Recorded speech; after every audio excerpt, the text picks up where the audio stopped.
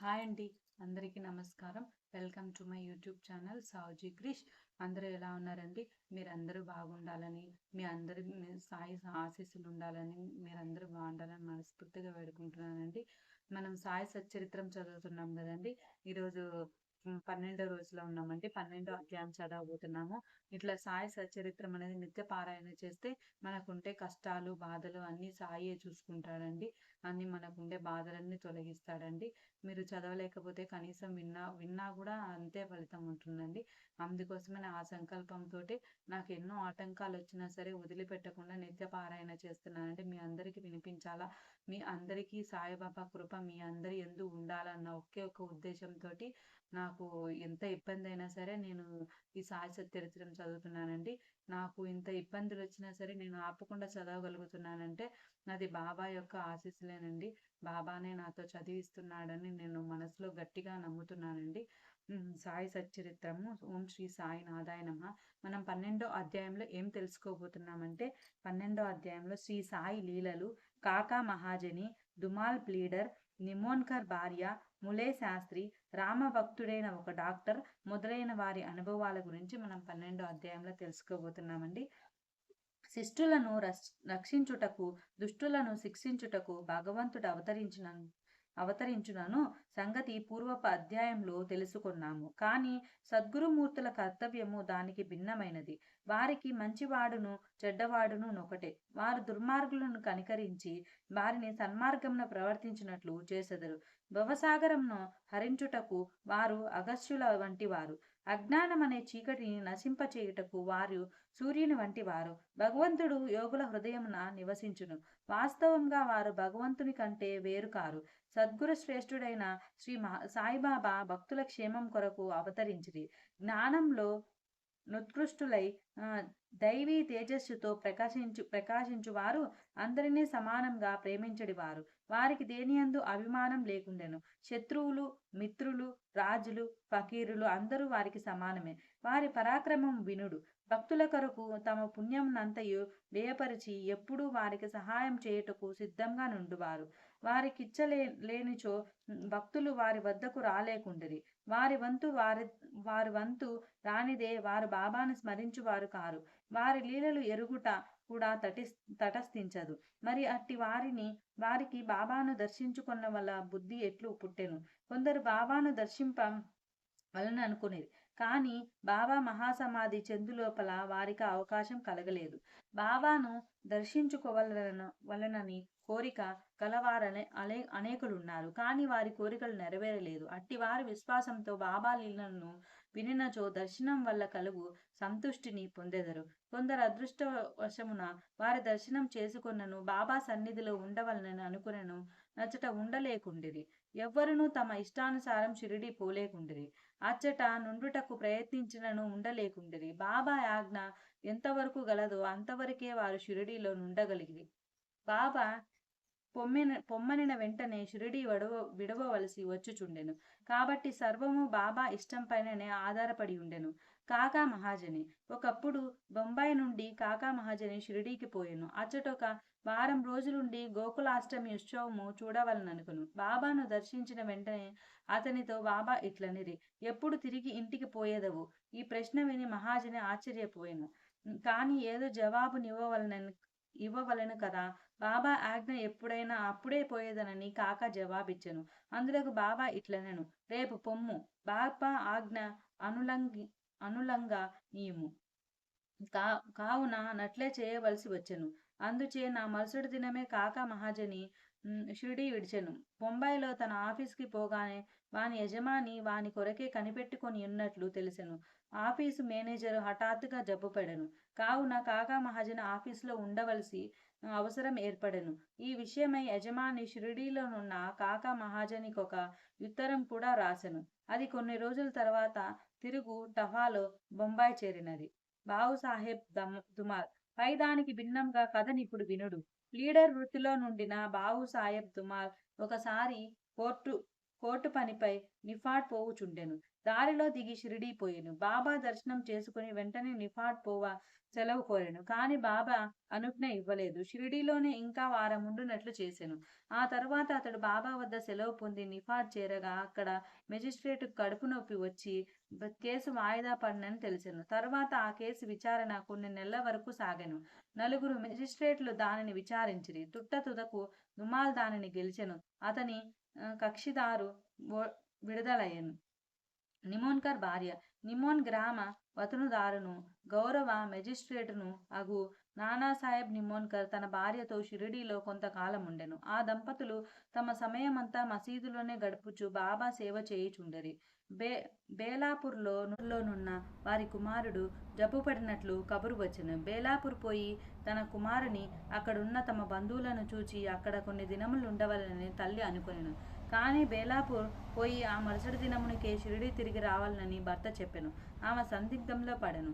ఏమీ చేయుటకు తోచలేదు. ఆమె దైవమైన శ్రీ సాయినాథుడిని ఆమెనప్పుడు ఆదుకొనెను. బేలాపూర్కి పోవుటకు ముందు ఆమె బాబా దర్శనమునకై వెళ్ళెను. అప్పుడు బాబా సాటేవాడ ముందర నానాసాహెబ్ మొదలగు వారితో నుండెను. ఆమె బాబా వద్దకు పోయి సాష్టాంగ నమస్కారం చేసి బేలాపూర్ పోవుటకు అనుమతి నిమ్మని కోరెను.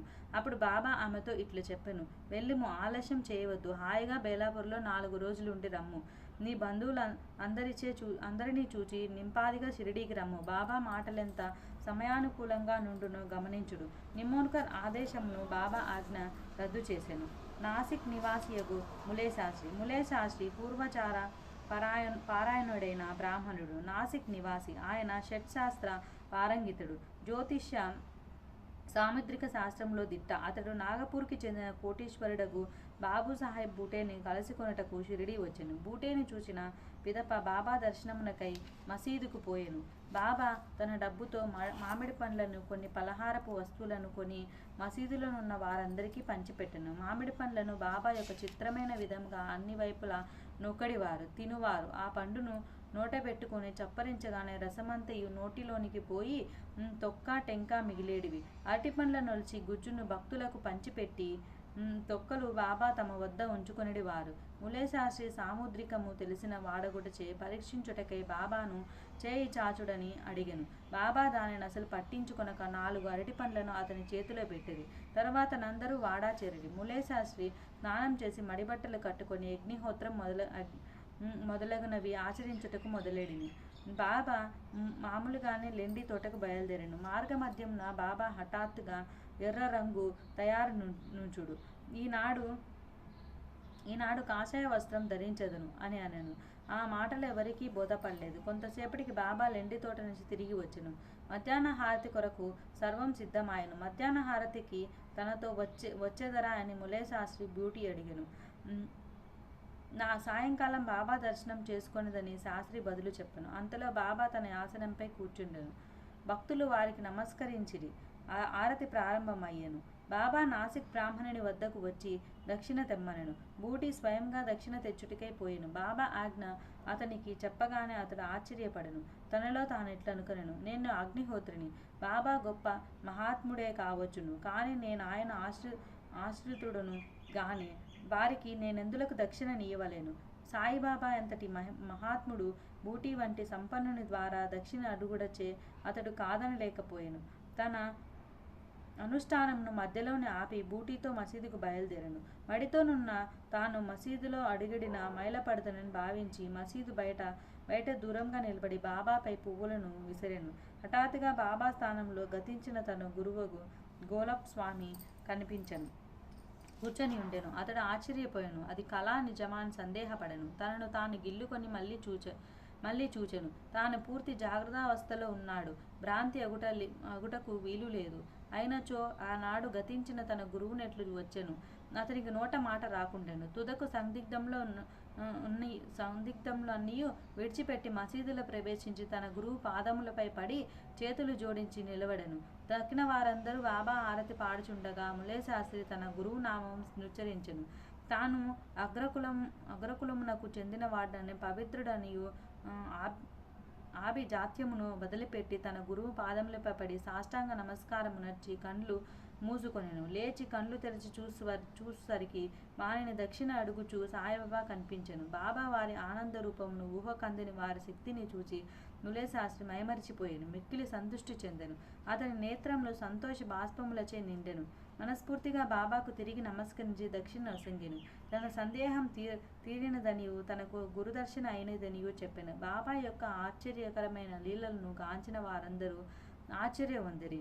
గేరుతెండు కాషాయ వస్త్రములు ధరించదనని అంతకు ముందు బాబా పలికిన మాటలకు అర్థము అప్పుడు వారు గ్రహించిరి.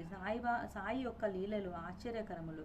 రామభక్తుడైన డాక్టర్ ఒకనాడొక మమల్తాదారు తన స్నేహితుడు డాక్టర్తో కలిసి షిరిడీ వచ్చెను. షిరిడీ బయలుదేరటకు ముందు తన మిత్రునితో ఆ డాక్టర్ తన ఆరాధ్య దైవమైన శ్రీరాముడనియు తాను షిరిడీ పోయి ఒక మహమ్మదీయునకు నమస్కరించుట మనసు అంగీకరించడం లేదనియు చెప్పెను.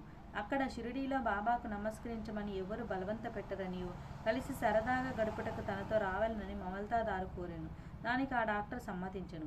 షిరిడీ చేరి బాబాను చూచుటకు వారు మసీదుకు పోయిరి.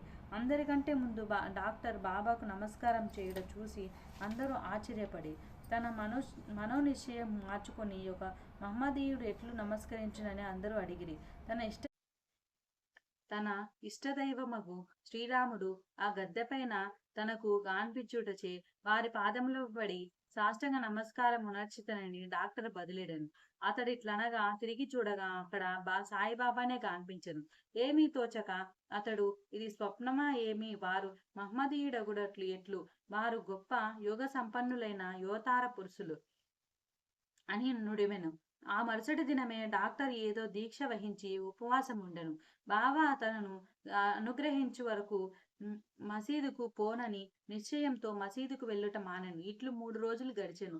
4వ దినమున తన ప్రియ స్నేహితుడొకడు కాందేగా నుండి రాగా వానితో కలిసి మసీదులో బాబా దర్శనమునకై తప్పక మసీదుకు పోవలసి వచ్చెను. బాబాకు నమస్కరించగానే బాబా అతనితో